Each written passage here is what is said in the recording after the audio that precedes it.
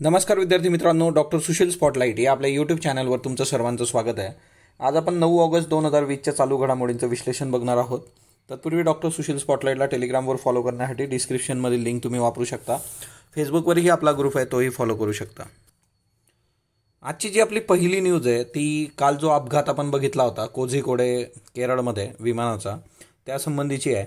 याचं जे कारण प्रामुख्याने समोर आलेलं आहे ते म्हणजे table top runway. Table top runway काय असतो ते आधी आपण समजून घेऊयात.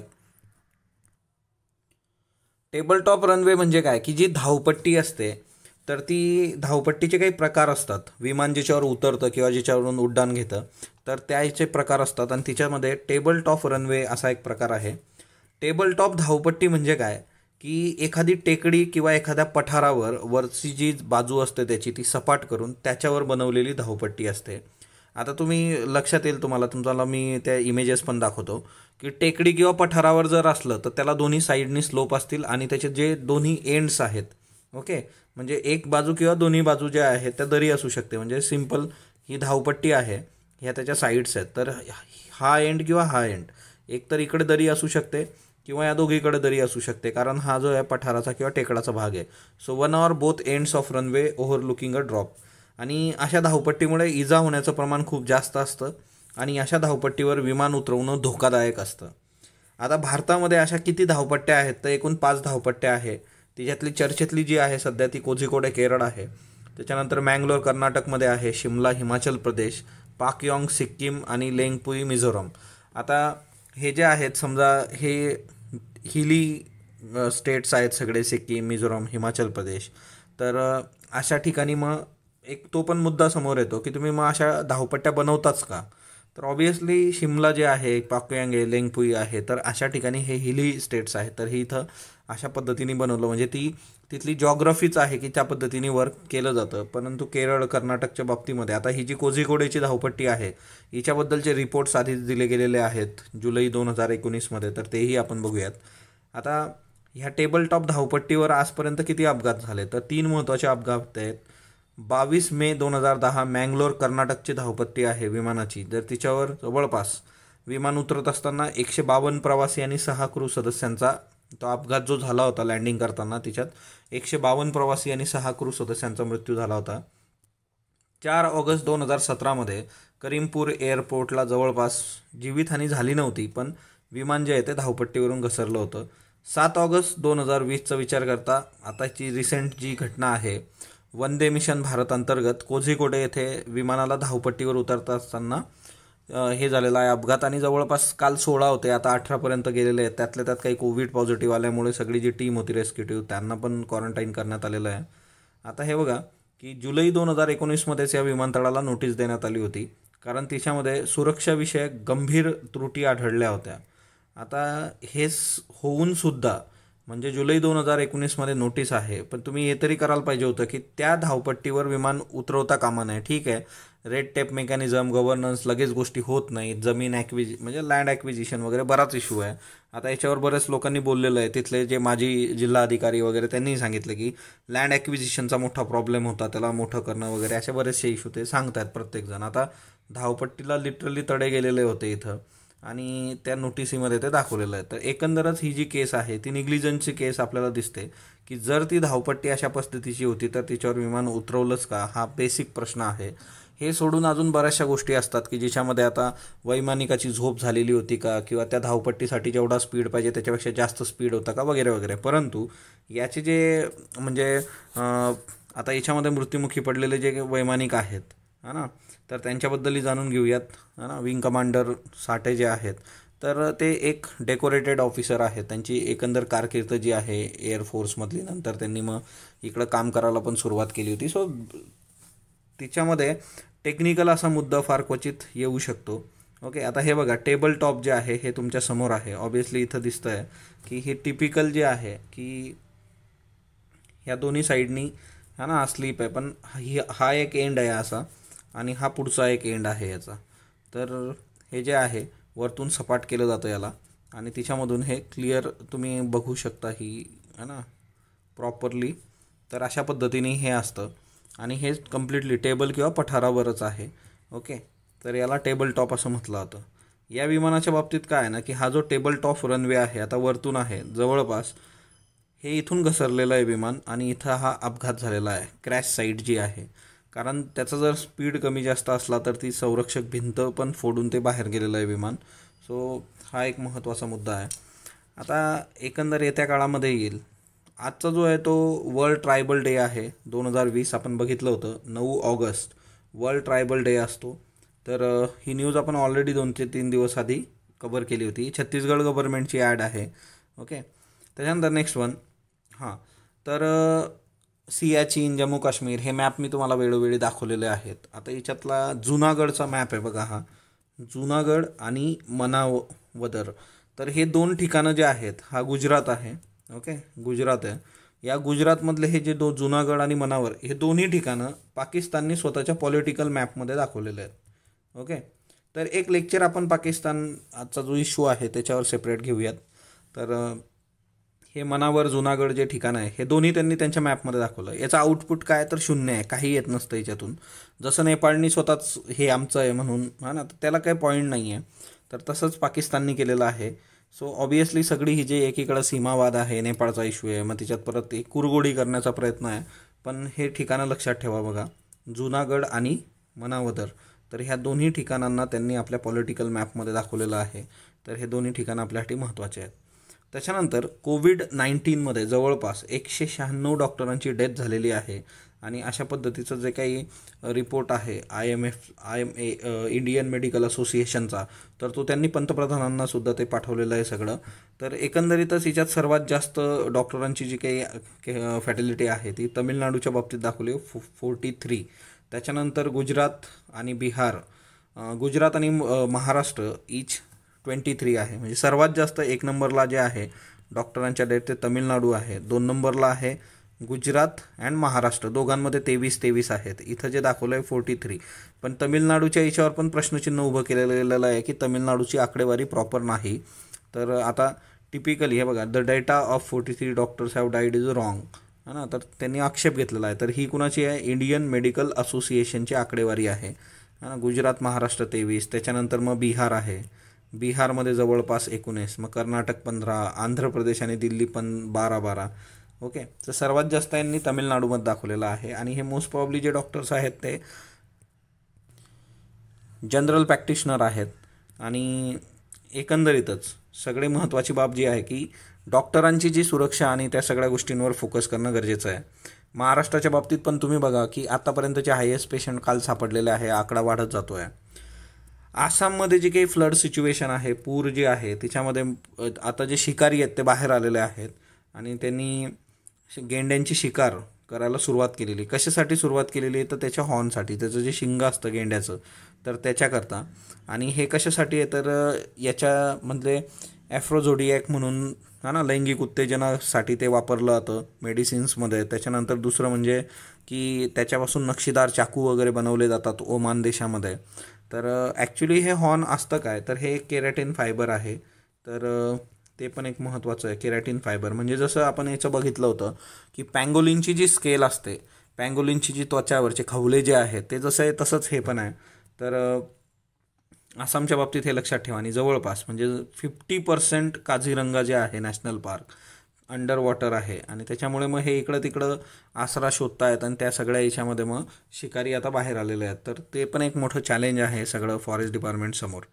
आता क्वेश्चन कॉर्नर आपण बघतो बघा, दर रविवारी यांनी सुरू केलेलं आहे द हिंदूने. तिच्यामध्ये एका पक्षाबद्दल दिलेलं आहे, अँडियन काउंडर.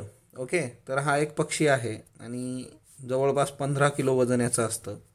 आणि हा जो पक्षी आहे तर जगातला सगळ्यात हेवीएस्ट आहे तो सोरिंग बर्ड. म्हणजे आता उंच उडणारा पक्षी, जगातला सर्वात जास्त वजन असणारा, पण म्हणजे उंच उडणारा, वजनाच्या तुलनेमध्ये उंच उडणारा. आणि खूप जास्त काळ तो त्याचे पंख न हलवता उडू शकतो. आता त्याच्यावर सगळं हे आलेलं आहे की तो कशी म्हणजे त्याची टेक्निक वगैरे. पण तुम्ही एवढं लक्षात ठेवा की अँडविन काउंडर्स नावाचा जो पक्षी आहे तो वर्ल्ड्स हेवीएस्ट सोअरिंग बर्ड्समध्ये येतो. आणि त्याचं जे विंग स्पॅन आहे ते 10 फुटाचं आहे. म्हणजे त्याचे जे पंखांचा आकार आहे तो जवळपास 10 फुटांपर्यंत आहे. सो MCQ करता हा एक पक्षी लक्षात ठेवा की वर्ल्ड्स हेवीएस्ट सोअरिंग बर्ड्स. ओके. तर PYVEX मलेरिया याच्यावर संशोधन चालू आहे. तर PYVEX आहे ना की प्लाझ्मोडियम वायवॅक्स मलेरिया ज्याच्यामुळे होतो तो हे आहे हा मच्छर. तर ते एक लक्षात असू देत. हां, आता बघा ओडिसामध्ये हे एक नवीन प्रयोग केला जातो आहे की हे जे बॉल्स बनवले जात आहेत हे मातीचे बॉल्स आहेत आणि हे जे बीज तिच्यात टाकलं जातं आहे हे बांबूचं बीज आहे. तर बांबू जे आहेत तर बांबूची जी शूट्स असतात म्हणजे कोवळा जो बांबू असतो तर तो एलिफंटला हत्तीला खूप आवडतो. आणि सगळ्यात महत्त्वाचं की हे दरवर्षी अशा पद्धतीने मातीचे हे सीड्स जे आहेत बांबूचे सीड्स टाकून सीड बॉल्स बनवतात आणि जंगलात सर्वदूर फेकतात. आता हे कशासाठी आहे की जास्तीत जास्त बांबू जंगलामध्ये उगले पाहिजेत जेणेकरून एलिफंटला त्यांचं फूड जे आहे ते शोधण्यासाठी मानवी वस्तीत किंवा मानवी शेतांमध्ये आपली जी शेतं असतात तिच्यात यायला नको. आणि त्यांना हे सगळे जे काही आहेत की जेवढं जास्त जर्मिनेशन बांबूचं तिकडं होईल जंगलामध्ये तर ते तिथं ते कन्झ्युम करू शकतील. आणि एलिफंटच्या बाबतीमध्ये की मॅन ॲनिमल कॉन्फ्लिक्ट जे काही आहे मध्यंतरीच्या काळामध्ये ती जी केस झाली होती की हत्तीनी तिला है ना स्फोटकांनी भरलेलं अननस खायला दिलं वगैरे. तर हे की मानवाचा जो काही आकस आहे की त्याची जी शेती आहे ती हे डिस्ट्रॉय करतात. परंतु ते का डिस्ट्रॉय करतात कारण त्यांना अन्न जंगलात मिळत नाही आहे. ते अन्न शोधत ते बाहेर येत असतात. म्हणून ओडिसानी हे केलेलं आहे. याच्यातही त्यांनी स्पष्टपणे म्हटलेलं आहे की हा जो सगळा जो आहे की मॅन एलिफंट कॉन्फ्लिक्ट हे कॉम्प्लेक्स आणि सिम्पल सोल्युशन कुणाकडेही आहे नाही याचं. No one has simple solution to man elephant conflict. पण आम्ही तिच्यातून लॉंग टर्म सोल्युशन करत राहतो आणि बांबू प्लांटेशन असे वेगवेगळे फंडे ते वर्क करत राहतात. पण याच्यासाठी हे इतकं सोपं नाही आहे की त्याच्यासाठी एकदम काहीतरी एक सोल्युशन तुम्ही दिलं आणि ते वर्क झालं. त्याच्यानंतर महाराष्ट्रातून जे काही परदेशी उच्च शिक्षणासाठी विद्यार्थी जातात तर त्यांच्या शिष्यवृत्ती धोरणात बदल करण्यात आलेला आहे आणि हा बदल सकारात्मक आहे.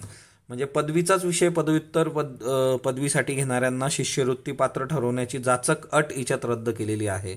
म्हणजे फॉर एक्झाम्पल ग्रॅज्युएशनला तुम्ही जर फॉर एक्झाम्पल म्हणजे एखादा एक्स विषय घेतलेला आहे तर पोस्ट ग्रॅज्युएशनला पण एक्स घेतला तरच तुम्हाला स्कॉलरशिप मिळत होती. आणि अनुसूचित जाती प्रवर्गातील विद्यार्थ्यांसाठी जी काही शिष्यवृत्ती आहे परदेशात शिकण्यासाठी तर त्यांच्याकरता ही अट टाकण्यात आलेली होती. तर ती अट जी आहे तर ती आता काढून टाकण्यात आलेली आहे. म्हणजे तुम्ही तुमच्या पदवीला एक्स विषय घेतलेला आहे तर तुम्ही तुमच्या पोस्ट ग्रॅज्युएशनला काही घेऊ शकता वाय झेड है ना काहीही. आणि दुसरी महत्त्वाची गोष्ट की अनुसूचित जाती प्रवर्ग जो आहे तर विद्यार्थ्यांनी ज्या विषयात पदवी घेतलेली असेल त्याच विषयात पदव्युत्तर पदवीसाठी त्यांनी परदेशातील विद्यापीठात प्रवेश घेतला तर त्याला शिष्यवृत्ती देण्याची अट घालण्यात आली होती. तर ही आता रद्द झालेली आहे. नेक्स्ट वन, भारत आणि चीन सीमावादामध्ये 8 ऑगस्ट रोजी म्हणजे काल शनिवारी मेजर जनरल स्तरावर चर्चा झालेली आहे. परत विषय तोच आहे की दौलत बेग ओल्डी देप्सांग यांच्या संबंधी चर्चा झालेली आहे.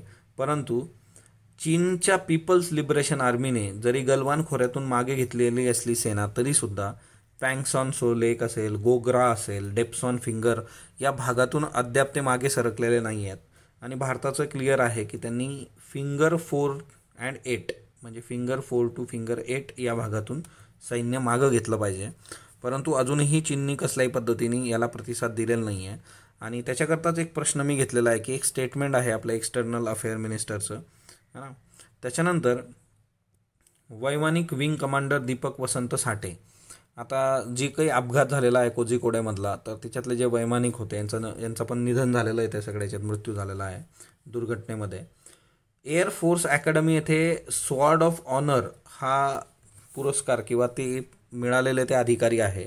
स्वॉर्ड ऑफ ऑनर मिळणं ही फार प्रतिष्ठेची गोष्ट मानली जाते. एअरफोर्समध्ये असताना सुद्धा एक डेकोरेटेड ऑफिसर, नंतर एअर इंडियाबरोबर काम केलं त्यांनी. तर बोईंग विमान ते आधी चालवत होते. ह्या सगळ्या याच्यात जर तुम्ही बघितलं म्हणजे की त्यांची जर एकंदर करिअर जे आहे ते खूपच प्रॉपर आहे आणि त्या सगळ्या याच्यात त्यांच्या बाजूनी चूक होण्याचे चान्सेस फार कमी आहेत. ओके. आणि याच्यामध्ये ज्या टेक्निकल मुद्दे आपण बघितले टेबल टॉप, त्याच्यानंतर ती धावपट्टीला तडे गेलेले वगैरे आणि त्याच्या संबंधीचे इश्यूज तर ते क्लिअर करणं गरजेचं होतं. आणि तुम्ही बघितलं असेल की यांच्याबद्दल खूप लिहून येतं आहे सध्या दीपक वसंत साठेंबद्दल. तर नक्कीच एक चांगला वैमानिक गमावलेला आहे आपण है ना. आणि कालचे प्रश्न बघूयात. खवल्या मांजराबद्दलचे प्रश्न. भारतात भारतीय आणि चीनी असे दोन प्रकारचे खवले मांजर सापडते, बरोबर.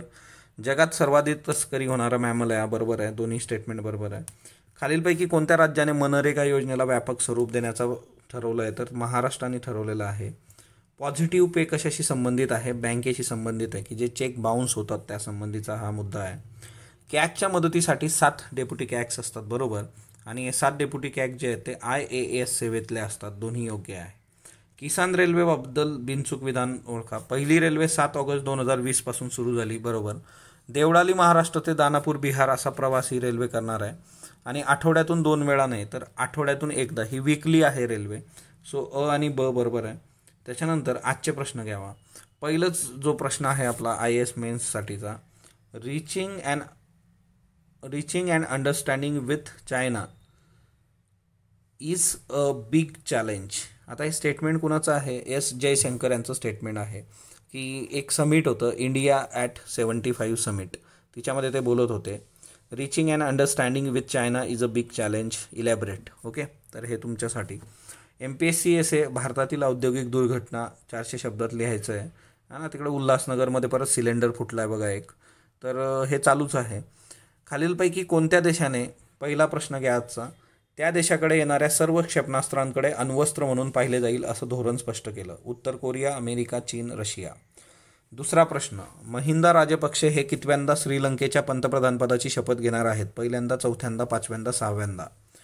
तिसरा प्रश्न घ्या, 2 स्टेटमेंट आहेत. स्टेटमेंट अ, 2023 मधील एक दिवसीय क्रिकेट विश्वचषक भारतात होणार आहे. ब, 2021 मधील T20 विश्वचषक ऑस्ट्रेलियात होणार आहे. फक्त अ योग्य, फक्त ब योग्य, दोन्ही योग्य, दोन्ही अयोग्य. चौथा, लोया जिर्गा हे खालीलपैकी कोणत्या देशाशी संबंधित आहे? श्रीलंका, अफगाणिस्तान, इराण आणि इराक. तर लोया जिर्गा हे या देशांशी संबंधित आहे. त्याच्यानंतर भारत सहभागी होत असलेला कावकाज या लष्करी सरावाचं आयोजन कोणत्या देशात होणार आहे? भारत, रशिया, चीन, फ्रान्स. याची उत्तर तुम्ही कमेंट बॉक्समध्ये देणार आहात. स्पॉटलाईटला जो तुम्ही प्रतिसाद देतात त्याबद्दल मी आपला आभारी आहे. स्पॉटलाईटला लाईक करा, शेअर करा, सबस्क्राईब करा. धन्यवाद विद्यार्थी मित्रांनो.